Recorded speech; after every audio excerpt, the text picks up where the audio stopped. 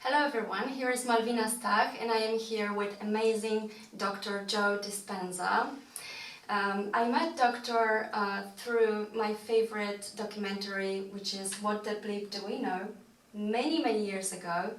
And when I watched it, I felt such a huge resonance with what you were saying. And I felt like, I'm gonna meet you one day. You know, this feeling which sometimes you have, I'm gonna meet this man one day. Because there's not an accident that I feel such a resonance.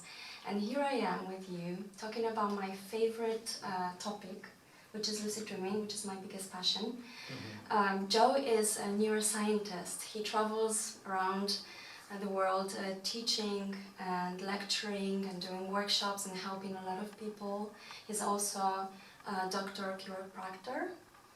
And he is here in London for the conference of consciousness and human evolution, and he was so kind to come here, be my guest, and speak a little bit about my favorite topic, which is lucid dreaming.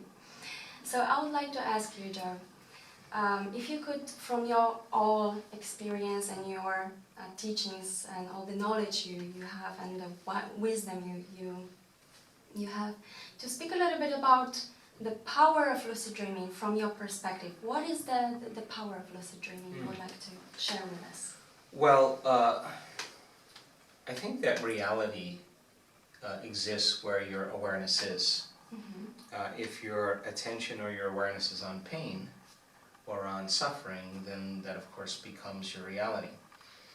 What is so amazing about lucid dreaming is that you have these different types of states. You have normal wakefulness, you have sleep, which is mostly restorative, you have dreaming, and then you have this last state that is really considered a transcendental state, where your body's asleep, but your mind is very lucid and awake. It turns out that we know how to actually induce that state in the work that we do. And I'm sure you understand that as well. But let me give you a little bit about the science behind it that may be helpful. When you wake up in the morning and your eye begins to perceive light from the sun, visible light, the band of visible light spectrum sends a signal to the optic nerve. The optic nerve sends a signal to what's called the suprachiasmatic nucleus, which sends a signal to the sympathetic chain, which activates the pineal gland, and the pineal gland begins to make a chemical called serotonin. And serotonin is the daytime neurotransmitter. It gets us up and going. And our brain waves, typically when serotonin is circulating through the brain, are what's called beta brainwave patterns. When there's an inhibition of light and it starts to get dark, the lack of light all of a sudden sends the same signal through the same pathway, but now the pineal gland gets busy taking serotonin and turning it into the nighttime neurotransmitter called melatonin. Now melatonin, the nighttime transmitter, makes our brain a little bit more groggy, and of course our brainwaves start changing from beta to alpha, and in certain people into theta. So serotonin is the up neurotransmitter and melatonin is the relaxing neurotransmitter. So, melatonin has been known in scientific circles to have a lot of health benefits, antioxidants, and of course it's the chemical that helps us to dream and to sleep. And of course as cortisol levels go up or stress hormones go up, melatonin levels go down because the survival gene is signaled and it's not a time to sleep if there's a predator outside the cave. So some people get switched on with their stress hormones, and that's why they can't sleep. Also, when the cortisol levels are activated, the inhibition of melatonin begins to cause the body to take carbohydrates and store it as fat, because that mechanism allows us to have a reserve of energy, and it's a primitive signal as well. Well, there are certain moments and certain times, certain windows during sleep, primarily between 1 in the morning and 4 in the morning, when melatonin levels are at their height. Now, when the pineal gland is active and it's beginning to produce more activity in that specific gland, melatonin can turn into some very profound metabolites. sister molecules to melatonin, but think about it like an upgrade. So when the pineal gland becomes activated, it acts as pretty much a transducer, a neuroendocrine transducer, which means transducers are like television antennas. We pick up frequencies, and all of a sudden it turns into imagery. And the imagery that's created when the pineal gland is picking up information beyond light, a higher spectrum, all of a sudden that frequency begins to produce an alteration in chemistry. First chemical is a very, very powerful antioxidant. One of the most powerful antioxidants known to man. Anti-cancer, anti-aging, anti-heart disease, anti-stroke, anti-neurodegenerative, anti-inflammatory, antimicrobial. You take that molecule, you tweak it again. The sister molecule of melatonin is the same chemical found in hibernating animals. Now why is that relevant? Because in hibernation there's no sex drive, there's no appetite, there's no interest in the external environment. The body moves into stasis. So now as melatonin gets an upgrade, you produce a more powerful antioxidant. You produce a chemical that causes the body to move into the present moment. You take that molecule, you tweak it again, and you have a benzodiazepine, which is Valium. Now it fits in the same receptor sites as serotonin and melatonin, but carries a different message. So when you see benzodiazepines starting to be active in the brain, it shuts off the survival centers. It pretty much anesthetizes the analytical mind. So now you're not fearful, you're not angry, you're not aggressive, you're not sad. For the most part, the survival centers shut down, and the body can relax into the present moment. A good place to be if you want to create something. If you take that molecule and you tweak it again, you have the same chemical found in electric eels, a biophospholuminescent chemical. And that is the chemical that begins to produce higher amplitudes of energy in the brain. The brain is now processing higher frequencies, and the brain is becoming illuminated, just like an electric eel. You take that molecule, you tweak it again, and you have the most powerful hallucinogenic known to man. And it's the combination of those chemicals that fit into the same receptor sites that causes the brain to go into a lucid and altered state. Wow. And certain people just have naturally higher levels of those chemicals because they tend to be less stressed, they tend to be more of a type B person, they tend to be more relaxed in the present moment, they're not as vigilant, they're not always trying to figure things out or think too much or analyze. They tend to be a person that's more paying attention. Yeah, introverted. Analytical, maybe within, more like... They're just more in touch with their feelings, really.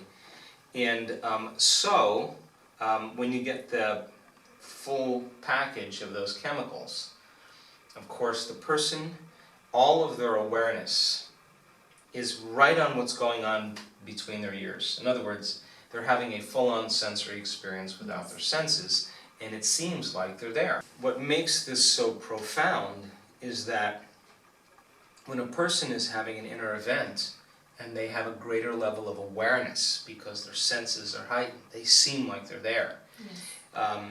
They forget about their body, they forget about the external environment, and they forget about linear time. They're so caught up in the present moment that it begins to literally reshape their brain. Their experience of that world begins to change their structure neurologically and begins to produce a different emotional signature to the body. And all of a sudden now the brain and body are getting reprogrammed.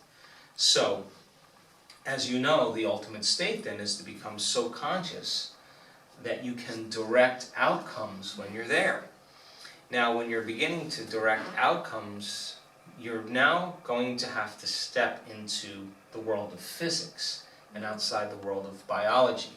Because when you're in that realm, you literally are experiencing dimensions. You're literally experiencing other worlds.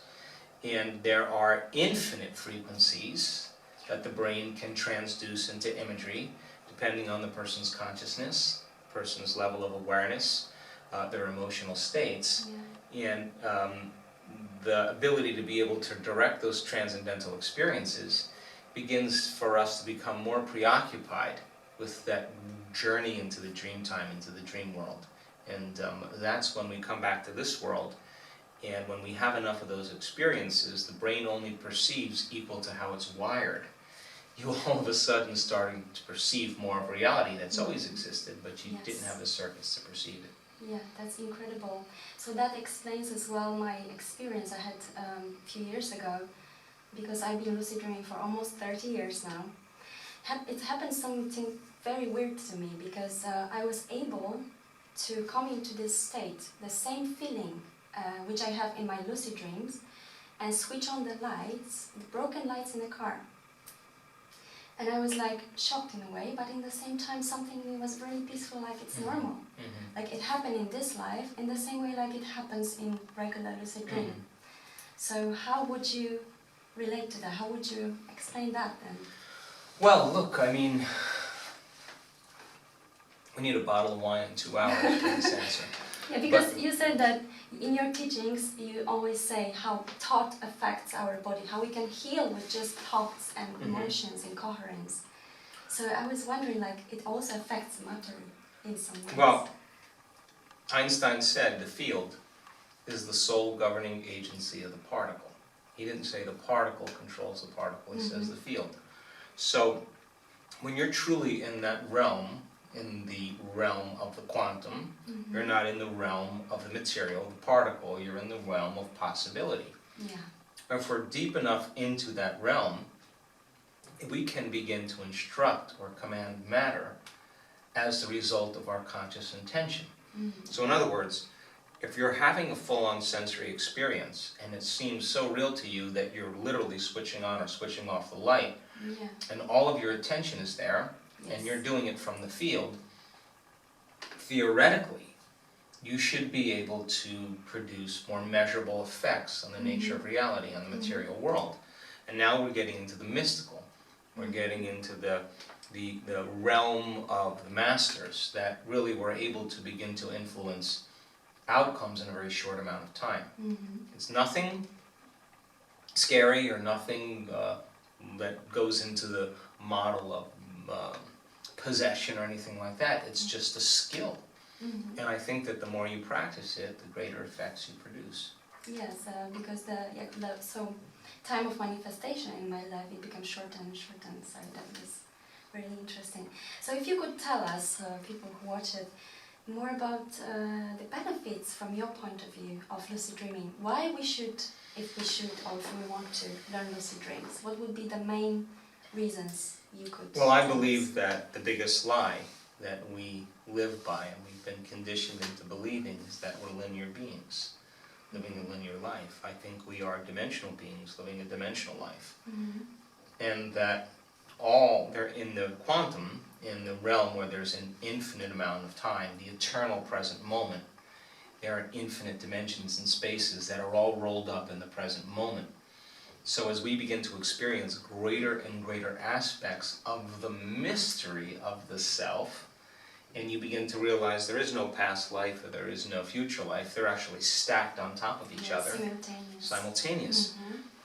So then the soul is the thread that connects us to all of those different lives, all of those different possibilities. So when people start to have relevant experiences equal to the challenges or the places they are in their evolution in this lifetime, and the soul begins to reveal other aspects of the self, the mystery of the self then begins to become more broadened, and you understand on an implicit level or a deeper level what choice you need to make for your own evolution.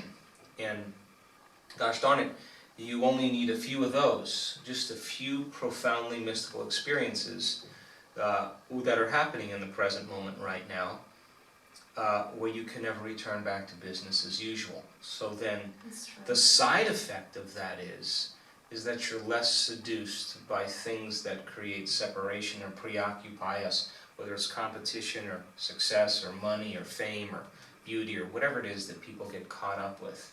All of that, the dross begins to fall away, and because you're less seduced by it, you start to see the hidden meaning behind all things. Now when the mystery of the self begins to reveal itself, that experience that you have will cause you to dream even greater.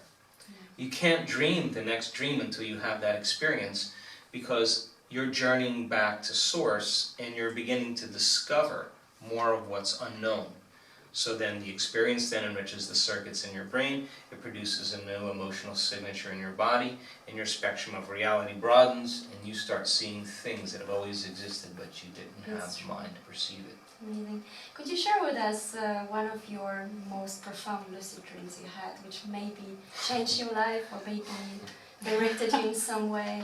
I'm sure there was many of them, but if you could choose one. I'll pick a short one because we don't have much time. Okay.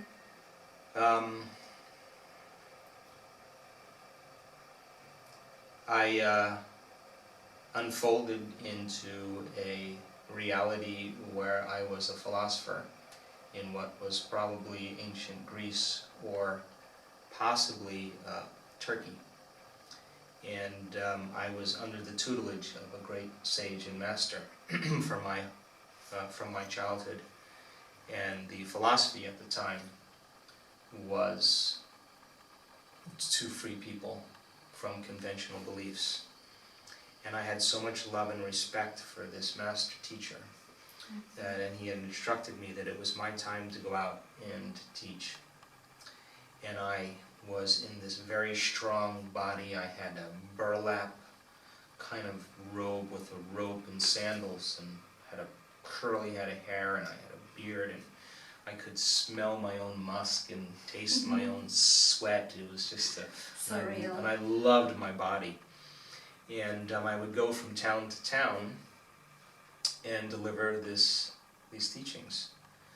And I went to this one particular town, and I was administering a teaching, and when I finished, these men came up that were hiding and captured me, put me in chains, and brought me into a prison. And I knew that at that time what my outcome, my fate was, that I was going to be tortured. So they brought me 2 days later into this public square, and there were hundreds of people there in a big stone slab. And they strapped me to this stone slab, and all four corners were pulling my limbs in opposite directions, and there was a magistrate that was asking me if I would stop teaching. Oh. And every time I didn't answer, they turned the wheel a little bit more, and my body came up on the slab. And they asked me one last time if I would continue to teach, and I had this thought that maybe it would be best if I said I won't teach any longer. They'll let me down, and when they let me down, I'll continue to teach. So I gave them the nod, and the magistrate wanted me to speak and say I won't teach, and I wouldn't speak. So the tormentor, the guy that was turning the wheel, I looked down at him, and I knew exactly who he was in this life. Okay. And he's still tormenting people in this life. Wow. I saw through the mask, and he cranked that wheel a little bit more, and I felt my shoulder dislocate and my spine dislocate, and then they dropped the slab really fast, and I was a broken man because of that. And they dragged me into the cell, and a day later they opened the cell, and I was so broken from the torture that I spent the rest of my life in a cave, trapping fish as a hermit. But what was going on in my life at the time, I was deciding whether I should continue to teach.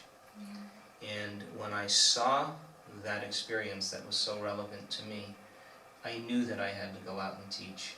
I knew that I had to go past whatever it was that I was concerned about in my life at the time.